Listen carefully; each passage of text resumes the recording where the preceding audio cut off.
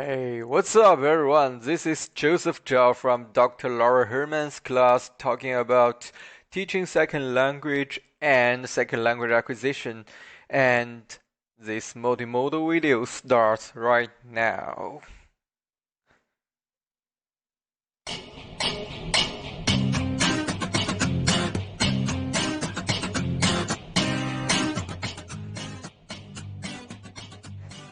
So in this video, I'm gonna talk about some topics regarding to my personal experience in second language acquisition, talking about when and how did I acquire this language.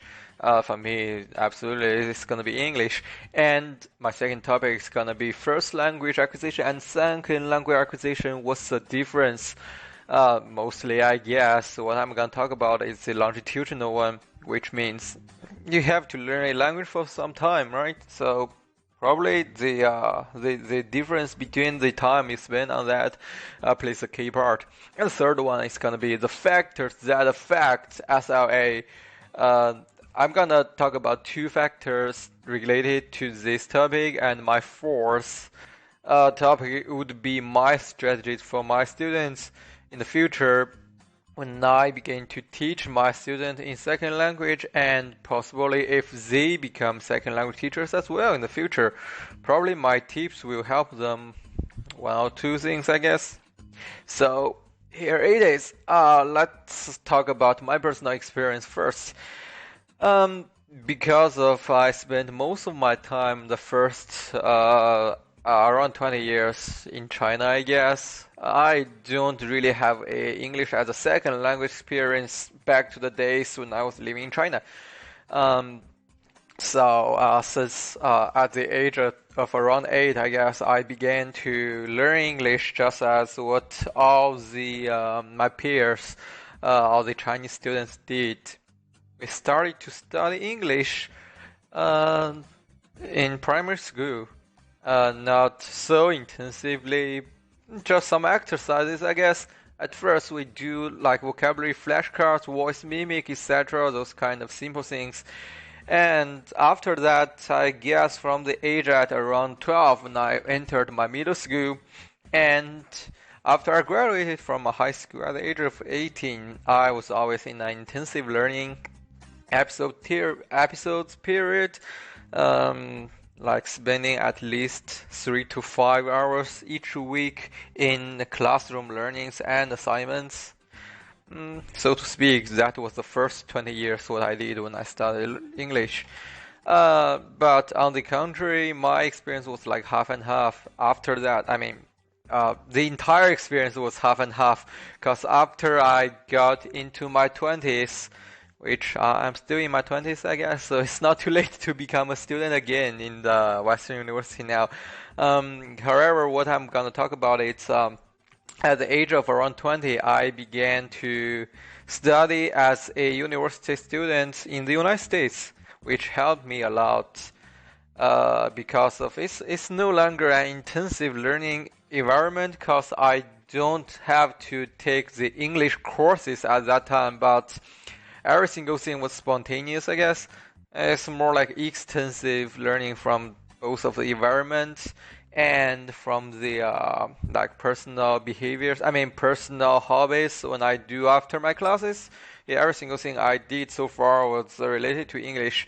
I mean, after a few years, I guess during this period, my English proficiency improved a lot. But during this kind of like around 5 years I've lived in the North America, I guess, the progress was more like an incremental one rather than a breakthrough compared to what I did as a during my intensive learning periods, I guess. All right, the second topic I'm going to talk about is similarity and difference between first language and second language acquisition. So let's talk about similarity first. Like for every single person who learn a language, the objective is very similar, no matter it's first or second. Um, Both first language and second language would aim at gaining language proficiency for communication purpose. So language, after all, used for communication. That includes comprehension, fluency, and accuracy. So Yeah, even if for language, for learning first language, a learner could experience such things, and those kind of increment is gradual. And for time, yeah, it is for both of the first and second language. It takes a long time, period of time for the final acquisition on how a learner could perform. And it is also need to point out that learning a language is never a dichotomy. It's not whether you know a language or not, but you can speak a language really good or you cannot speak a language good. I mean, it's just talking about the degree of fluency rather than no or yes. So how about the differences? I mean, firstly, we could talk about the age because of from the research by Ortega, the research shows that young children and adults do have their different kind of advantages in second language acquisition in different ways. For example, young learners generally have better morphosyntactic and phonological competence due to the sensitive period, of course. And adults and older children may have their head start on cognitive skills. Think about that. If they already know something in their first language, it is really easy for them to translate that or adapt that into their second language. And it's also need to point out that in both English as a first language and English as a second language environment, if we talk about English as a second language, learners' exposure to second language might not be as much as first language, so that they always gonna learn their first language first. So how about the factors and strategies in second language education? One factor that always, I mean, both researchers and instructors talk a lot is about motivation. So this part I'm going to talk about outside motivations. For example, their parents, the learner's parents. I mean, the example I gave here is parents in China by a study from Butler. But it is not only in China, but in every single place in this world that parents' socioeconomic status background have a strong correlation with their children. It is really, I mean, there is a high chance that if the parents could speak a second language, they might gonna use that at home. So think about that. If the children heard about what their parents are talking about in another language and they do not understand at all what their parents are talking about, so what do they think? Yeah, absolutely. They have this kind of extrinsic motivation to promote them to study a second language. And there's also high extrinsic motivation factors from the instructor that could really influence the learners' motivation to learn a language. For example, if the instructors really focus on the content that students are interested in, the students might just have higher motivation in learning their second language, or if the instructors always prepare the every single class sufficiently, students will just value their teachers' professionalism, so they might like what their teachers do, and they will have a higher motivation to participate in the classroom. And speaking of strategies, one thing I would always suggest my students do, and I will keep doing that in the future, it's to remind my student about the difference between English as a second language environment and English as a foreign language context. So, according to Lorty, who wrote his book actually in 1975, to learn every single thing, the rule of thumb is you need 10,000 hours to get a really good expertise. That's based on the rule of thumb in classroom observation. Like if you learn something from a classroom with like 10,000 hours, at least you have to learn one thing or two from that, right? So learning language is the same thing. And if the student could live in a English as a second language environment, It's just will increase their chance, increase their possibility to use this language dramatically compared to using English as a foreign language. And today, in this modern world, second language speaking and reading community is no longer restricted to location proximity. I mean, it used to, but it's no longer like that thanks to globalization and internet.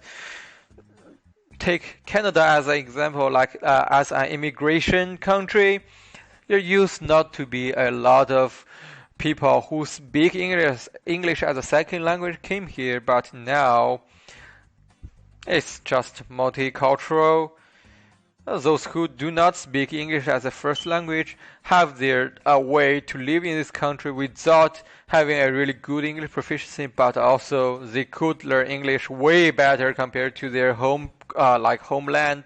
If in their homeland they do not speak English, and also due to the prosperity of internet. Now we all have chance to chat, to read, to listen to English every single day, every single minute online. So I always like to give my example as an online video gamer to use internet to play video games because of most of the communities are English speaking based. So I always use this chance to chat with with gamers all over the world, to use internet to chat, to discuss about the video games or etc. So it's a good participation to use English as a second language.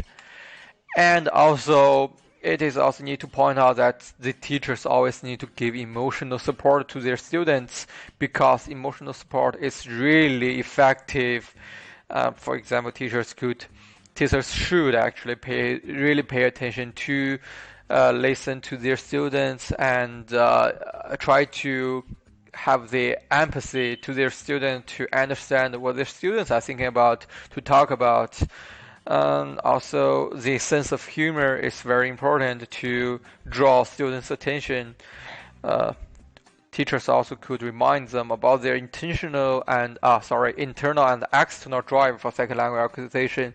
For some students, it might really need language test to pass the language test to study another institution, or they just simply want to get a better second language skill to use their second language for some general purpose. We always need to remind them that why they speak their second language for. And finally, because every single one likes their strengths and don't like their weaknesses, it's probably a good idea for the instructors to help the learners to understand where their strengths are first, and the more they could use their strengths, the better they might gonna learn a second language in a better content. And that's it. Here is the reference list. Thank you for watching this video. This is Joseph signing off.